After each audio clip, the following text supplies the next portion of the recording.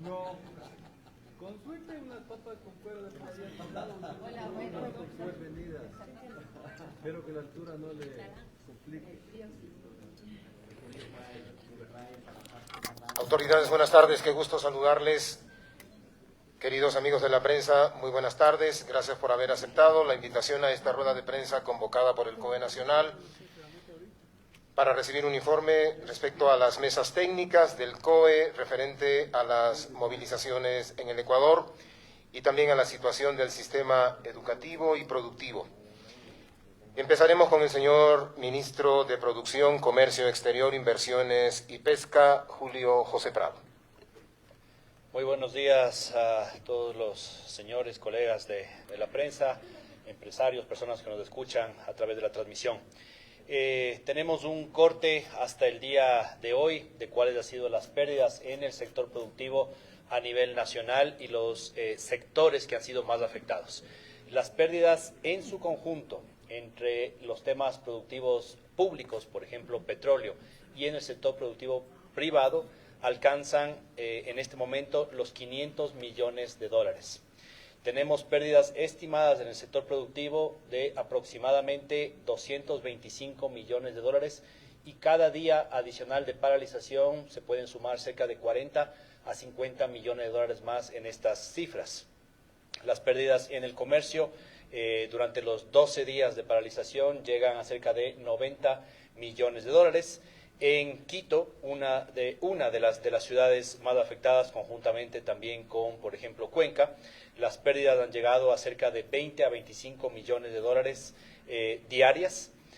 Tenemos ventas que están en el 60% por debajo de lo normal y en ciertos sectores muy específicos de manufactura, por ejemplo, de ropa, de calzado, 75% por debajo de lo normal las ventas en todo el país.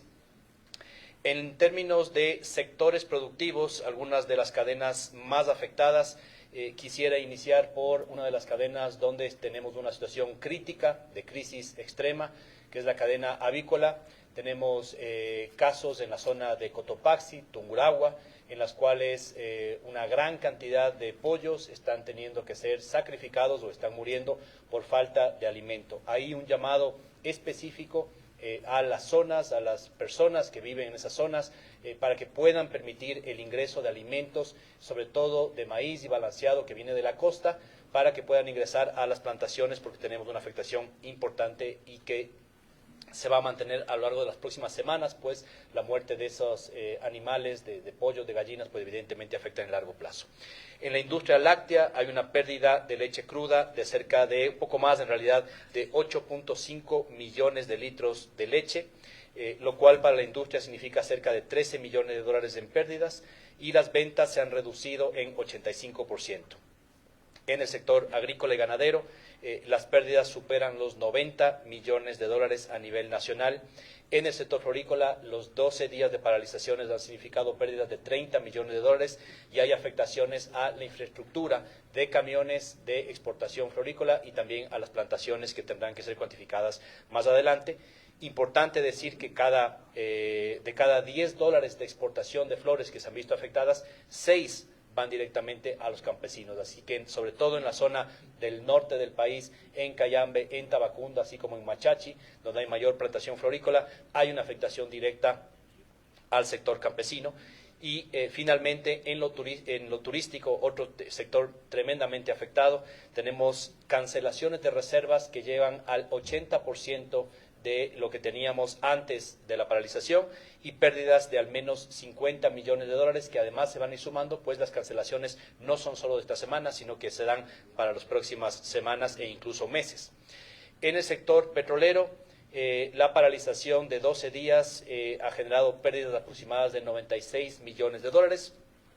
Petroecuador tiene un cierre aproximado de cerca de 1.094 pozos que han sido apagados y 31 torres que han sido paralizadas, ya sea por protección o por casos de vandalismo, lo cual ha dejado de producir cerca de 1.071.000 barriles. Esto en el caso de Petroecuador son 855.000 barriles y en el caso de operadoras privadas 215.000 barriles. En el tema positivo podemos decir que en las últimas 48 horas han sido liberadas varias de las vías que estaban generando un desabastecimiento en varias ciudades, sobre todo las vías que conectan a la costa con la sierra, la zona de Nanegalito, que conecta con Santo Domingo y con la provincia de Esmeraldas y con toda la costa ha sido ya liberada y existe un flujo regular de transporte de alimentos sobre todo y de abastecimiento, y la zona también de Aloa, Santo Domingo, ha sido ya liberada también esta mañana, lo cual ya permite trasladar alimentos entre la costa y la sierra. No así la zona más complicada que estamos teniendo en este momento, la zona de la vía Molleturo-Cuenca, en la cual lastimosamente hemos tenido que paralizar nuevamente un convoy humanitario de alimentos que ha sido atacado en esa zona nuevamente por parte de un acto vandálico. Esto ya no son manifestaciones sociales, son actos vandálicos en los cuales ya no se ha podido avanzar hacia Cuenca. Ahí en estos convoys no solo se estaba enviando alimentos, sino también medicinas y oxígeno para los hospitales que ya lo estaban necesitando en esas zonas, y también la zona de la Sierra Central, podemos decirlo, la zona de Machachi y ciertas zonas de Tungurahua, donde todavía no podemos tener acceso a las ciudades principales para poder llegar con alimentos y demás. Igual, de la misma forma, en Ambato hay complicaciones para poder ingresar. Otro tema importante es que se han realizado varios puentes aéreos con la ayuda, sobre todo, de 2 aviones, un avión de la Fuerza Armada colombiana y un avión de la Fuerza Armada brasilera. Con el avión colombiano se hicieron 13 vuelos humanitarios y con el avión brasilero se hicieron 16 vuelos humanitarios, es decir, un total de 29 vuelos que básicamente fueron a diferentes ciudades del Ecuador, Quito, Cuenca, Tulcán, Latacunga, para poder abastecer de los alimentos de primera necesidad y medicina, que era muy importante para poder mantener el abastecimiento. En estos vuelos, estos 29 vuelos que se hizo con estos 2 aviones de Brasil y de Colombia, se transportaron 50 toneladas métricas, como digo, de víveres, productos de primera necesidad, medicinas, entre otros, y también agradecer la colaboración de 2 empresas de aviación privada, LATAM y ECUER, que hicieron vuelos humanitarios entre Cuenca y Guayaquil y Quito para poder mantener el abastecimiento. Hasta ahí el resumen del sector productivo, y decir solamente una última cifra. A nivel internacional también hemos tenido afectaciones. El riesgo país, que es una medida importante de cómo se mide el riesgo de hacer negocios en el Ecuador y el costo de poder traer dinero del exterior, sobre todo créditos, ha subido en 295 puntos desde el inicio de las manifestaciones. Nos encontramos en este momento por encima de los 1.056 puntos, lo cual solamente encarece el crédito al cual se accede a nivel internacional y evidentemente podría afectar al crédito a nivel local. Hasta ahí el informe. Muchas gracias al señor ministro de la Producción, Comercio Exterior, Inversiones y Pesca. Le damos paso enseguida a la señora ministra de Educación, María Brown. Muchísimas gracias. Buenos días con todos los representantes de los miembros de medios de comunicación que nos acompañan el día de hoy, señor presidente, señor ministro. Vamos a hacer un breve recuento de las afectaciones a la educación y al sistema educativo en los últimos días, en los cuales hemos vivido paralizaciones a nivel de distintas provincias del país. Con corte el día viernes, el último día de clases de la semana pasada, vimos que 5.971 instituciones educativas culminaron la semana con clases a distancia. Esto representa el 37.10% de las instituciones educativas a nivel nacional, afectando a 1.884.289 estudiantes. En varias provincias tuvimos cierres completos de la presencialidad y pasamos de educación a distancia, es el caso de Chimborazo, Cotopaxi e Imbabura, y en otras provincias tuvimos cantones que también en su totalidad tuvieron que ir a clases a distancia. Como pueden ver en la lámina, se trata de en Azuay, Cuenca, Pauta y Gualaceo, en Bolívar, Guaranda, Echandía, Caluma, Las Naves, Chimbo, San Miguel, en El Oro, Machala, Pasaje, Santa Rosa, Huaquillas del Guabo, en Guayas del Triunfo, General Antonio Elizalde, en Los Ríos, Valencia, Ventanas, Quizaloma, en Pastaza, Mera, Santa Clara, en Pichincha, Quito, Cayambe, Mejía, Pedro Moncayo, Rumiñahui, en Sucumbíos, Lago Agrio, y en Tungurahua, Ambato, Píllaro, Pelileo, Quero y Tizaleo. Adicionalmente existieron cierres parciales en algunos otros cantones de las provincias, sobre todo de la Sierra y de la Amazonía a nivel nacional, mismos que poco a poco vemos, conforme se va recuperando la calma, vamos retornando también a la presencialidad. Esto también ha afectado no solamente a la presencialidad de los estudiantes, sino a otras actividades importantes que realiza el Ministerio de Educación.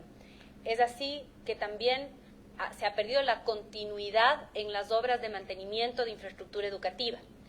No pudimos iniciar obras o tuvimos que suspender obras que ya estaban listas para su inicio, afectando a 72 obras de mantenimiento integral, suspendidas 22, pendientes de inicio 27 y debimos suspender por falta de materiales o personal que no podía desplazarse hacia las obras 23. Adicionalmente, obras nuevas, no de mantenimiento, sino nuevas, tuvimos que suspender también por falta de materiales y la facilidad de desplazamiento del personal de construcción a 7 obras nuevas que están en construcción en este momento, retrasando el cronograma de estas obras y perjudicando finalmente a los estudiantes que van a ser beneficiarios de estas nuevas instituciones educativas. Por otro lado, también tuvo afectación el sistema de entrega de alimentación escolar. No pudimos llegar con más de 500,000 raciones a distintas instituciones educativas a nivel nacional. Son 1.399 instituciones en donde no pudimos llegar con las raciones de alimentación escolar, valoradas en $2.899.956. Ahora bien, una vez que vemos que también existe un cambio de las condiciones en distintos lugares del país, que ya no existe así también el estado de excepción, vemos que poco a poco vamos recobrando la presencialidad en instituciones educativas. Para el día de mañana vamos ya a ir retomando de manera progresiva en aquellos lugares en donde existan las condiciones de movilidad y de seguridad de nuestra comunidad educativa, estudiantes, docentes y demás personal que trabaja en estas instituciones educativas. Mantenemos varios cantones en donde todavía no podemos volver al 100% en la presencialidad, como son los cantones de las provincias de Chimborazo y Imbabura, pero también algunos cantones de Azuay, en Cuenca, Santa Isabel, Girón, Nabón y Oña, en Bolívar, Guaranda, Chandía, Las Naves, Chimbo y San Miguel, en Cañar, Tambo, Suscal, La Troncal, en Cotopaxi. Pasamos de tener un cierre del total de la provincia a un cierre parcial en Latacunga, Pujilí, Panguas, Aquicilí, Sichos, en Guayas, en El Triunfo y en General Antonio Elizalde, en Los Ríos, Ventanas y Quizaloma, en Morona, Santiano, Taisha, Morona y Huamboya, en Napo, Tena, Carlos Julio Arosemena, Tola y Archidona, en Orellana, Joya de los Hachas, Orellana y Loreto, en Pastaza, Mera y Santa Clara, en Pichincha, Cayambe, Mejía, Pedro Moncayo, Rumiñahui, Puerto Quito, San Miguel de los Bancos y Pedro Vicente Maldonado, y en Sucumbíos, Lago Agrio, Tungurahua, Ambato, Píllaro y Pelileo. Estos son los lugares en donde se mantiene la educación a distancia en el 100% de las instituciones educativas, mientras se generan las condiciones. Hemos identificado que en la gran mayoría de casos ya no se trata de hechos de violencia en el entorno, sino que más bien se trata de falta de abastecimiento de combustible y por lo tanto no puede funcionar el transporte de los estudiantes. Esto sobre todo está sucediendo en las provincias de la Amazonía y esperamos que una vez que, como dijo el ministro, se va abriendo también el movimiento de mercancías, esto vaya reduciéndose y poco a poco sigamos abriendo más y más cantones. Por otro lado, en los cantones donde no se haya determinado el cierre de las instituciones en todo el cantón, estos se determinan ya cierres parciales por instituciones educativas. En esos cantones, las instituciones particulares, municipales y fiscomisionales podrán decidir por su comunidad educativa y dependiendo de su contexto si retornan o no a la presencialidad en los cantones en donde existen cierres parciales. Ese es el caso del Distrito Metropolitano de Quito. En el Distrito Metropolitano de Quito tenemos en este momento, el día de mañana, podemos retornar al 100% de la presencialidad en los distritos 1, 3, 6, 8 y 9. En la lámina ustedes pueden ver el detalle de cómo están distribuidos los distritos. Y por otro lado, con un retorno parcial o dependiendo de la situación de las instituciones educativas particulares, fiscomisionales y municipales, en los distritos 5, 4 y 7. Para las instituciones educativas fiscales, nosotros publicaremos la lista, como lo hemos venido haciendo durante esta semana, por cada institución educativa que deberá mantener la educación a distancia, de manera que estén informados.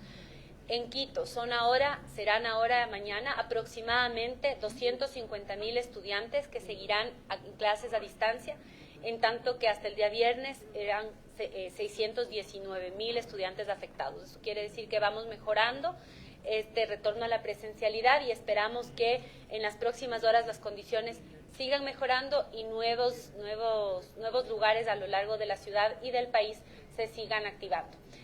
Los distritos, solamente para darles mayor claridad, en donde se mantendría la educación a distancia en la ciudad de Quito, que son los distritos 5, 4 y 7, incluyen las parroquias de Belisario Quevedo, Cochabamba, Ñaquito, Jipijapa, Kennedy, La Concepción, Mariscal Sucre, Nayón, Ponciano, Rumipamba, San Isidro del Inca, Zambisa, el Centro Histórico, Ichimbía, La Libertad, Puengasí, San Juan, Chillogallo, Guamaní, La Ecuatoriana, Quitumbe y Turubamba. Este es el informe a esta hora. Sin embargo, le reitero a la comunidad educativa que haremos un nuevo barrido hasta el final de esta tarde y la publicación de las instituciones que pueden volver al 100% de la presencialidad ya sin inconveniente, y aquellas que tienen que mantenerse en educación a distancia serán actualizados. Muchas gracias. Muchas gracias, señora ministra de Educación. Damos paso ahora al señor presidente del COE Nacional, ingeniero Juan Zapata. Bueno, muchísimas gracias. Bienvenidos a los queridos amigos de los medios de comunicación, señor ministro Julio Prado y señora ministra María Brown. Nosotros queríamos explicarles a ustedes que el manual para orden público del Ministerio de Gobierno determina que se establece primero un puesto de mando unificado cuando los niveles de alerta de riesgo aumentan, es decir, ya consideramos que el orden público está en rojo, se activa el COE Nacional. Es así que, bajo las complicaciones que tuvimos la semana anterior, se activó el COE Nacional, pero para coordinación logística y temas humanitarios y articulaciones de emergencias, porque la parte operativa obviamente la maneja el Ministerio de Interior y el Ministerio de Defensa. Al no tener ya el país el estado de excepción, las mesas técnicas del COE Nacional han considerado cambiar la alerta de orden público de rojo a amarillo. Sin embargo, el COE se sigue activando porque tenemos complicaciones, sobre todo de traslados, hay que hacer recuperaciones y sobre todo hay que seguir trabajando en las ayudas humanitarias. En cuanto, ya han dicho los señores ministros varias cosas, yo solamente indicarles que la Mesa Técnica 2 de Salud reporta 3.837 atenciones en esta dinámica del paro a nivel nacional, y sobre todo que tenemos complicaciones de 291 centros de combustible líquido derivado de hidrocarburos y 35 centros de acopio de GLP, lo que nos genera desabastecimiento de estos productos en 13 provincias del país. Las más afectadas obviamente son Azuay, Bolívar, Cañar, Carchi, Cotopaxi, Chimborazo, Imbabura, Morona Santiago, Orellana, Pastaza, Pichincha, Tungurahua y Zamora Chinchipe. Y a esto se suma también el desabastecimiento a nivel ya de preocupación tanto de alimentos como de medicinas. Pero tenemos un caso específico que lo queremos poner a consideración de ustedes porque la situación es sumamente crítica. Es decir, contempla ya el mayor riesgo en la ciudad de Cuenca, el desabastecimiento de oxígeno para los centros de salud y los hospitales de salud de la ciudad de Cuenca. Se estaba trasladando un convoy, obviamente apoyado por Fuerzas Armadas y Policía Nacional. Lastimosamente en Molleturo, los manifestantes están sumamente violentos, producto de esto inclusive hay un policía retenido y 3 miembros de la fuerza pública heridos. Es imposible el paso por ese punto, lo que complica la situación y lleva a la máxima alerta. Y esto sí queremos a través del COE Nacional hacerlo público, que corre en riesgo la vida de los pacientes que necesitan este insumo vital para su recuperación en la ciudad de Cuenca. Eso es lo que debemos denunciar el día de hoy y alertar. Por lo tanto, solicitamos a los dirigentes que por favor permitan el paso de este convoy, porque no lo podemos hacer por vía aérea por condiciones obviamente de la magnitud que estamos trasladando. Esto es algo que se ha trabajado en la mesa y vuelvo a repetir, esto vulnera derechos, pone en riesgo la vida de muchos pacientes en la ciudad de Cuenca. Pedimos de favor nuevamente que la vía Molleturo nos permitan el paso de este convoy humanitario. Tenemos, vuelvo a repetir, heridos e inclusive un señor policía retenido. Es quizás lo que más nos complica. Hasta el momento, 93 procedimientos de sanitarios, es decir, a través de ambulancias, no se han podido cumplir como corresponde, igual poniendo en riesgo la vida de ecuatorianos y nuevamente vulnerando derechos. Quizás para hacerles a ustedes una relación, el buen manejo de pandemia hizo que el Ecuador oxigene $200 millones. Con las cifras que ha dado el señor ministro Julio Prado, pues todo eso ya lo perdimos en poquitos días. Eso debemos entender, el daño que se le está haciendo a la economía del país. Todo lo bueno que ganamos en todo este manejo de pandemia con un plan de vacunación que ha sido un referente mundial e internacional, lo perdimos. Y con 3 veces más de lo que habíamos conseguido esta oxigenación. Decirles que vamos a seguir nosotros tratando de seguir aperturando vías.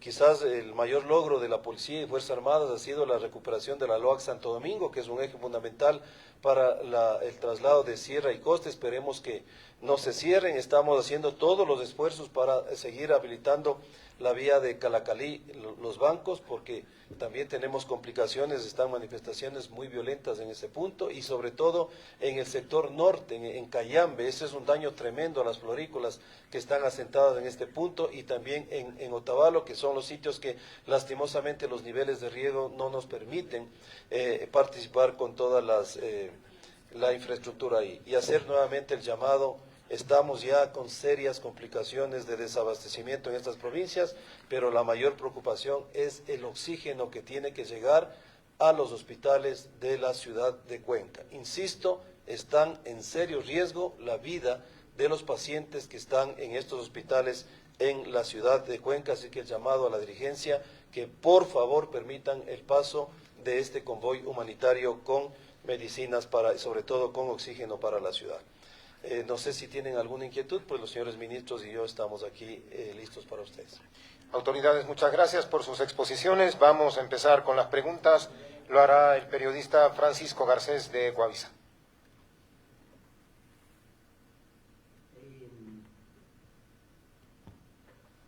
Sí, buenas tardes. Señor ministro Prado, la pregunta es para usted. Queríamos saber, en el tema petrolero específicamente, ¿cuál es la perspectiva? Hay un tema de seguridad, hay un tema de toma de pozos y hay un tema también de prevención. Se prevé en las próximas horas recuperar la capacidad operativa y no sabemos si tal vez hay un porcentaje o se puede establecer un porcentaje o una definición de las próximas horas, cómo se irá recuperando específicamente ese sector, señor ministro. Gracias por la pregunta. De lo que tenemos de información del Ministerio de Energía es que la mayoría de estos 1,000 pozos, ¿no es cierto?, cerca de 1,000 pozos que fueron apagados, fueron porque básicamente se tomaron las precauciones porque habían manifestaciones violentas en la zona o porque el personal no pudo desplazarse a la zona donde estaban localizados estos pozos. Desde el día de hoy, ¿no es cierto?, y de aquí en adelante se están ya regularizando la gran cantidad de estos 1,000 pozos que fueron apagados y se están activando en forma paulatina de aquí en adelante. Lo que sí hay que decir, como lo ha informado el ministro de Energía en varias ocasiones, es que para poder reactivar esos pozos hay que hacer inversiones adicionales, lo cual no solamente nos deja las pérdidas que ya sucedieron por dejar de bombear ese crudo, sino también por lo que significará la inversión o reinversión en esos pozos, pero se está ya tomando control de aquí en adelante y quedarán muy pocos en los cuales las Fuerzas Armadas y la Policía estarán resguardándolos porque efectivamente hay algunos casos menores ya frente a lo que teníamos hace 2 días, pero en los cuales todavía se mantienen las manifestaciones o la toma en forma todavía violenta, pero son la minoría de los casos. Enseguida la palabra es para la periodista Dayana Monroy de Teleamazonas. Sí, ¿cómo están todos? Bueno, quisiéramos conocer, no sé si nos puede hacer un balance en cuanto a porcentaje sobre la cantidad de bloqueos que aún existen en las vías, porque existe gran expectativa frente a la terminación del estado de excepción y cómo van a quedar finalmente esas vías. Escuchábamos con atención lo que ocurre en la vía Cuenca-Molleturo, pero quisiéramos saber si es que nos podría ampliar la información y también hacer un llamado a los manifestantes, ¿no? Porque existen gran expectativa sobre cuándo podría darse finalmente la evacuación de ellos. Bueno, mire, nosotros los principales cierres que tenemos es en la Sierra Norte, es decir, desde Cayambe hacia la provincia de Imbabura, porque en Carchi prácticamente se han logrado habilitar las vías. El otro cierre que tenemos es en la Sierra Centro, es decir, significa ya la provincia de Pichincha con Cotopaxi, y en el Austro, que prácticamente la provincia de La Suay tiene varios cierres alrededor de, en todos los ejes que conectan con la ciudad de Cuenca, especialmente lo que es la Molleturo y sobre todo la que conecta con la Sierra Centro. La costa ecuatoriana afortunadamente no tiene mayor complicaciones. El haber habilitado la LOAC Santo Domingo efectivamente nos da ese oxígeno. Sin embargo, vuelvo a repetir, hay vías que son muy importantes para nuestra movilidad, especialmente en la conexión con el Austro y sobre todo también con la costa, como la Calaquelí. Lastimosamente ahí ustedes saben lo que ocurrió con el convoy de Fuerzas Armadas, por lo tanto no podemos seguir arriesgando, hay que seguir medir el nivel de riesgo, hay que cuidar a nuestra fuerza pública. El tema de Molleturo, inclusive la posibilidad de haber utilizado explosivos, ¿no? Eso ya es criminal, eso no es protesta, no es una protesta pacífica, eso ya son actos totalmente delictivos.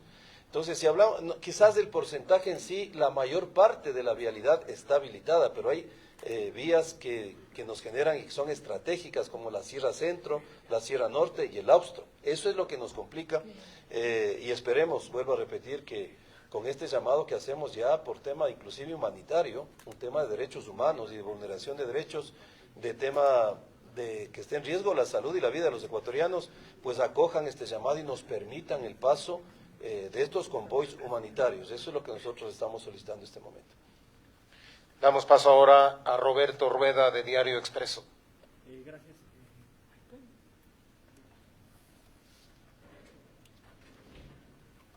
Gracias para el ministro Julio José Prado. Ministro, ustedes nos han comentado el tema de los cierres de las vías. El ingeniero Zapata nos habla de un tema ya humanitario y que estaría sucediendo en el Austro ecuatoriano, especialmente en Cuenca. Ministro, en un eventual diálogo que se produzca con los dirigentes indígenas y sectores sociales, ustedes como gobierno no pedirán, sino exigirán quizás que este tipo de acciones no se repitan, que se abran las vías por un tema humanitario, alimentos, combustible en provincias. ¿Cuál será la actitud del gobierno al respecto? ¿Habrá una exigencia sobre este tema? Desde el principio en el cual el presidente de la República y todo el gabinete hemos extendido la mano hacia los sectores que se manifestaban en forma pacífica, hicimos un llamado a sentarnos en la mesa. Hubo varias declaraciones de parte de la dirigencia indígena en los últimos días de que se iba a permitir el paso de ambulancias, de productos de primera necesidad, así como de oxígeno. Y lastimosamente hemos visto que eso no ha sido el caso, sobre todo en las zonas que ya hemos mencionado. Por lo tanto, parte de las negociaciones que se llevarán a cabo, ¿no es cierto?, y las conversaciones que se están teniendo, van en esa línea del lado del gobierno de mantener el esfuerzo para que volvamos a tomar toda la calma que requiere el Ecuador. Esta no es una demanda del gobierno, es una demanda de la ciudadanía, que podamos ya volver a trabajar, que haya paz y que sobre todo en las zonas más conflictivas sea ya la propia ciudadanía y las propias comunidades que están en esa zona que le pidan a los manifestantes que depongan los hechos de violencia. Está afectando a las comunidades, está afectando al empleo de esa zona y ya incluso puede estar poniendo en riesgo la vida de algunas de los propios ciudadanos que habitan en el país, sobre todo cuando los casos en los cuales tenemos ya problemas para llegar con oxígeno y demás que hemos mencionado a la zona de Cuenca o a la ciudad de Cuenca. Así que esa va a ser la posición del gobierno, seguir manteniendo el diálogo. Vemos que hay vías que están totalmente habilitadas, hay vías donde todavía hay problemática, pero la situación es muy diferente a la que vivíamos hace 48 horas. Así que esperamos que se vaya normalizando también mientras ya podamos mantener esos diálogos, ¿no? Cerramos esta ronda de preguntas con la interrogante de Juan Pablo Ruiz, de TC Televisión. Autoridades, como siempre, buenas tardes. Para la señora ministra de Educación y también para el coronel Zapata.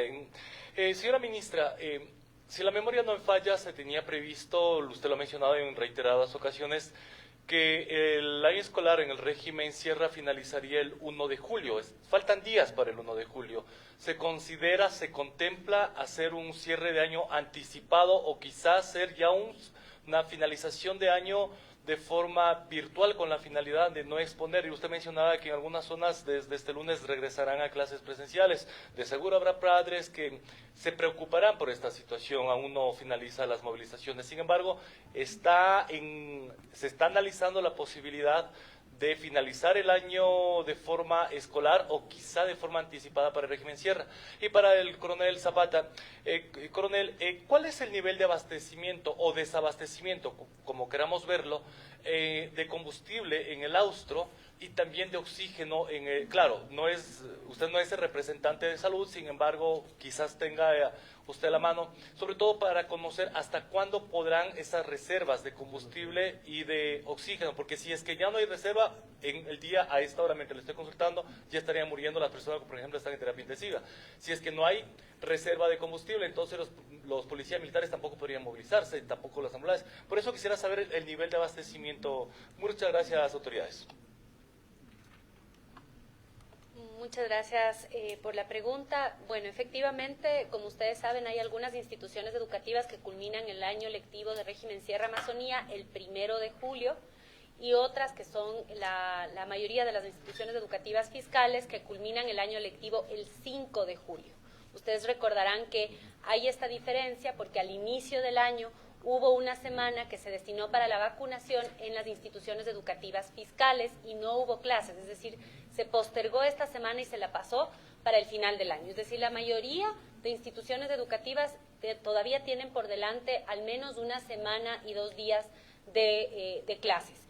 Lo ideal es que podamos volver a la presencialidad por varias razones. Por una de ellas es para que los estudiantes sientan esa normalidad y puedan trabajar con esa tranquilidad, pero también porque es un momento de cierre de un ciclo. Estamos terminando los procesos de evaluación, muchos estudiantes están en su último año de bachillerato, el poder despedirse de sus compañeros, el tener esta posibilidad es sumamente importante. No estamos arriesgando en ningún caso la integridad física de los estudiantes. Recordemos que hemos pasado en ningún momento de toda la manifestación se ha cerrado el 100% de la presencialidad, al contrario, el momento en el que mayor número de instituciones educativas tuvimos cerradas es a finales de la semana pasada, es decir, de este viernes que transcurrió, y fueron 6.000 instituciones educativas representando el 37.30. Mañana volvemos a esa presencialidad en la gran mayoría, pero todavía se mantienen en educación a distancia el 27.88% de las instituciones. En los lugares en donde hemos determinado que ya pueden volver a la presencialidad es en aquellos en donde podemos garantizar la movilidad, garantizar la seguridad, y en aquellas instituciones particulares. ¿Por qué las particulares, municipales y fiscomisionales les damos un mayor nivel de autonomía en esta decisión? Porque en estas instituciones puede haber comunidades o estudiantes que viajan por distancias más largas para llegar a la infraestructura educativa y por lo tanto cada una tiene una realidad distinta que debe evaluar.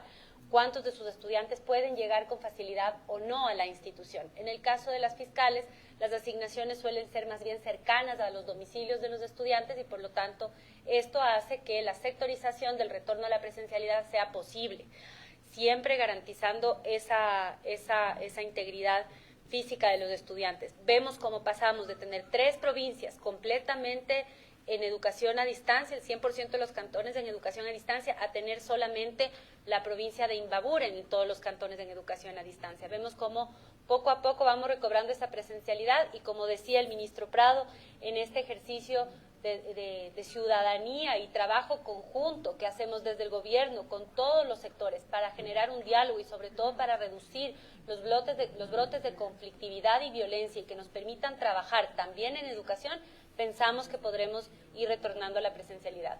Cuando lleguemos a la fecha más cercana para el fin del año lectivo, evaluaremos si es que ya es pertinente que se haga un cierre a distancia en algunas instituciones en donde no haya podido haber el retorno. Bueno, Juan Pablo, le indico, el tema de desabastecimiento de alimentos. Bueno, Quito el día viernes estaba en 20%, es decir, situaciones críticas. Afortunadamente se pudo ingresar 30 camiones para los diferentes mercados, bueno, en total 60 camiones, y eso elevó a entre 40 y 60%, datos dados por el municipio de Quito. Es decir, si estamos nosotros en desabastecimiento de alimentos, Imbabura, Pichincha, Cotopaxi, Tungurahua, Bolívar, Chimborazo, Cañara, Azuay, significa que están en situaciones críticas, entendemos en el orden del 20 y el 30%. desabastecimiento de combustible Bolívar, Carchi, Chimborazo, Cotopaxi, Imbabura, Pastaza, Zamora, Chinchipe, y de GLP, Azuay, Bolívar, Cañar, Carchi, Cotopaxi, Chimborazo, Imbabura, Morona, Santiago, Orellana, Pastaza, Pichincha, Tungurahua y Zamora, Chinchipe. Es decir, las mismas provincias que tienen obviamente la mayor cantidad de cierres. Y la Mesa 2 de Salud, por eso estamos aquí todas las instituciones, ha puesto ya el nivel de alarma de situación crítica, es porque las condiciones ya no dan para más. Por eso les pedimos de favor. Yo creo que el presidente mismo lo ha dicho, es una protesta legítima, por eso hay que sentarnos a una mesa, pero ya los hechos, no creo que la protesta legítima tenía el sentido de poner en riesgo la vida de compatriotas, no tiene el sentido. Por lo tanto, por eso les pedimos de favor nuevamente, como un tema humanitario, permitir el paso de este convoy que está en Molleturo, y que por la necesidad, inclusive, usted ha visto, se ha puesto en riesgo inclusive la vida de nuestras Fuerzas Armadas y de la Policía Nacional. Esto es bastante complicado y les pedimos de favor que permitan el paso, reitero, en Molleturo. La situación es muy crítica en la ciudad de Cuenca. Tal vez, perdón, la situación del ECU de Macas, ¿cuál es actualmente? A ver, el ECU de Macas está tomado ya desde el día de ayer, ya vamos a más cerca de las 36 horas de toma. Pudimos evacuar a nuestros funcionarios hacia el hospital. No se olviden ustedes que los funcionarios del ECU viven un estrés permanente por atender emergencias todo el tiempo. Y a esto le sumamos el riesgo de su vida en este día. Sabemos que han destruido la infraestructura de la parte administrativa, entiendo que no la parte de videovigilancia y de la sala de operaciones, y todas las emergencias las hemos, de acuerdo a nuestro plan de contingencia, las hemos evacuado hacia la ciudad de Riobamba. El ECU 911 de Riobamba está articulando estas emergencias. También el llamado es una institución que articula emergencias, que salva vidas. No puede estar tomada por manifestantes de la manera como se lo hizo. No entregan la infraestructura, no podemos arriesgar a nuestros funcionarios, está cercada a las 4 vías hacia el ECU 911, y bueno, cuando nos entreguen veremos ya la magnitud de los daños, pero entendemos que hay daños a toda la infraestructura administrativa del ECU 911 de Macas. Hasta el momento de hoy no nos han entregado, no quieren ni siquiera el diálogo para que se haga una entrega. Y también, obviamente, las articulaciones de las emergencias en ese mismo sector, para los mismos nativos, y se ve complicado porque tenemos que enrutar hacia el ECU 911 de Riobamba. Es todo, autoridades. Muchísimas gracias, compañeros de la prensa. Siempre un gusto recibirles en el Servicio Integrado de Seguridad de ECU 911. Feliz tarde.